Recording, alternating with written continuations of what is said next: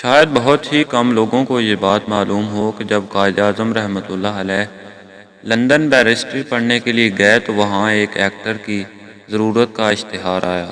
اب قائد اعظم کو بھی اپنی انگریزی دانی اور اپنی آواز پر ناز تھا اور وہ بھی وہاں چلے گئے۔ وہاں تمام امیدوار گورے تھے جو 70 کے قریب تھے۔ قائد اعظم نے ایک مکالمہ پڑھ کر سنایا اور اتنے سارے امیدواروں میں سے جس کو چنا گیا وہ قائد اعظم ہی تھے۔ قائد اعظم اس انتخاب پر بہت خوش تھے اور وہ اپنا مستقبل ایک کامیاب اور نامور اداکار کو دیکھ رہے تھے۔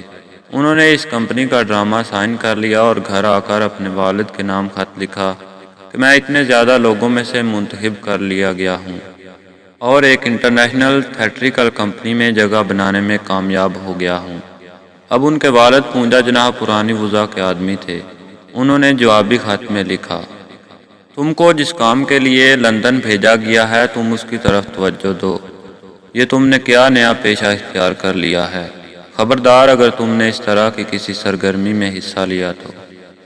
قائد اعظم بڑے نیک اور تابع فرمان تھے۔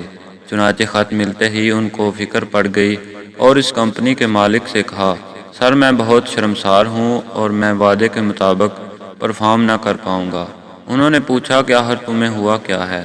انہوں نے کہا کہ سر میرے والد صاحب نے منع کیا ہے اور میرا اس طرح تھیٹر میں کام کرنا انہیں پسند نہیں۔ کمپنی کے مالک نے کہا کہ تمہارے والد کو کیا اعتراض ہے؟ یہ تمہاری زندگی ہے اور تم جو چاہو ہمیشہ اپنا پیشہ اختیار کر سکتے ہو۔ انہوں نے کہا، sir you don't not understand, ہماری زندگی میں والد بڑے اہم ہوتے ہیں اور میں معافی چاہتا ہوں۔ اگر آپ کو یہ ویڈیو پسند آئی تو ویڈیو کو لائک کیجیے اور ایسی ہی مزید ویڈیوز حاصل کرنے کے لیے چینل کو سبسکرائب کیجیے اور ساتھ ہی گھنٹی کے بٹن کو بھی دبا دیجیے تاکہ نئی آنے والی ویڈیوز کی اطلاع آپ کو بر وقت مل سکے۔